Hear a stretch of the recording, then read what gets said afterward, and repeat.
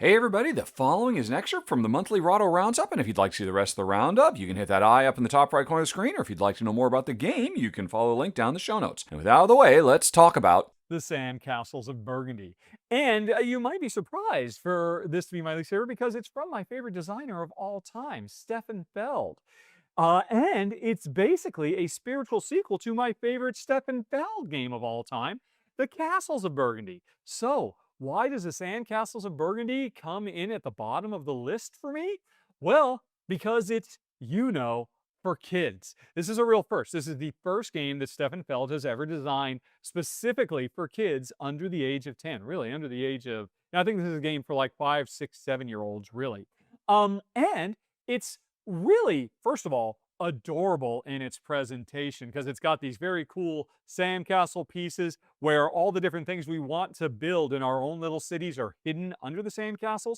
Basically, in a nutshell, the gameplay here is kind of reminiscent of the full Castles of Burgundy. You've got 2 dice, you're going to roll them, and those dice are either used to draft a tile that you can store in your own little private area, or to take those tiles that you previously grabbed and deploy them out to your board because you're trying to build the perfect little town to score lots of points.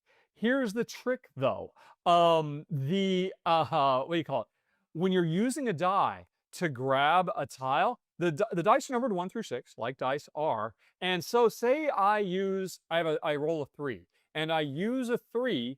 What that means is I go peek under the sandcastle number 3 because this game has a healthy dollop of memory. It's all about remembering what is hidden inside each of these sandcastles because I might be desperately looking for one of the red tiles or one of the green or there's different types of tiles that do different things. They're all very, very simple, because this is a game targeting kids. Although interestingly, the game comes with a couple of modules you can turn on that make it a little bit more engaging for gamer geeks like me and Jen.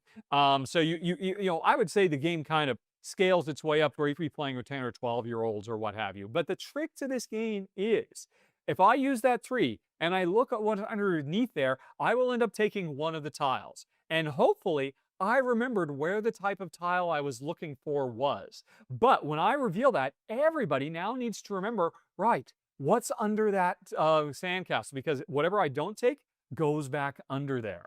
And then it's your turn, and maybe you have a 3, and you're like, oh, I know exactly what's under there because I just saw it. But a few rounds from now, am I going to remember what was under that 3 when I'm desperately trying to remember where was that yellow tile? I just need one more so I can score big. And I know I saw one, but was it in 3? Was it in 5? I don't know.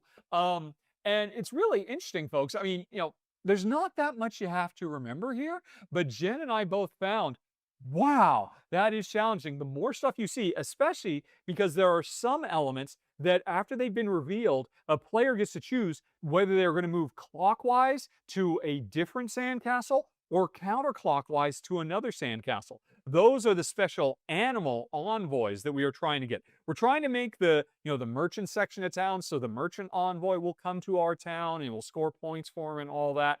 And so I might have finally built the town for that merchant, for that turtle. I'm like, where was the turtle? Oh my gosh! I know at the beginning of the game it was there, but I think it's moved. Did it go clockwise or counterclockwise?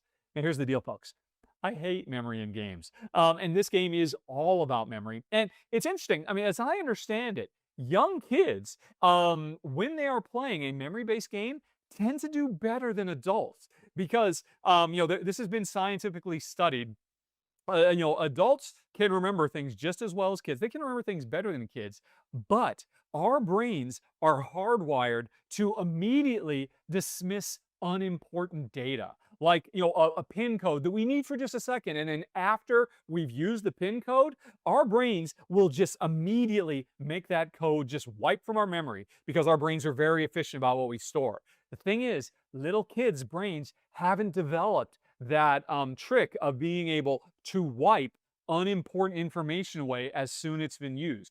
Kids tend to hold on to that stuff longer, which is why kids games often feature a lot of memory, and a kid can do better. A kid would beat me 7 ways to Sunday in Sandcastles of Burgundy because they'll remember where the turtle was. They'll remember that it moved over there because my brain, my adult brain, dismissed that information as soon as I didn't need it. But a kid will keep that information because, oh my gosh, all of a sudden I could get the turtle instead of you. I didn't think I was going to get it. It wasn't important. So I think this game is wonderful. And I think Stefan Feld designed a really good game, for kids or for, parents who want to play a game. And, this is a really good, first step into modern gaming. And I think little kids will enjoy it because it really leverages that skill they've got of being able to hold on to relatively useless information for longer than their parents do. And like I said, the game also comes, giving players unique special powers and stuff like that. So you can level the game up a little bit. And so the game can grow with your kids as well. I think this game is incredibly charming. The presentation is wonderful. It's very easy to teach. And if you like memory in games or you're a young child, it's worth checking out. But I hate memory in games. And so it comes in at number 13 of the month, the Sandcastles of Burgundy.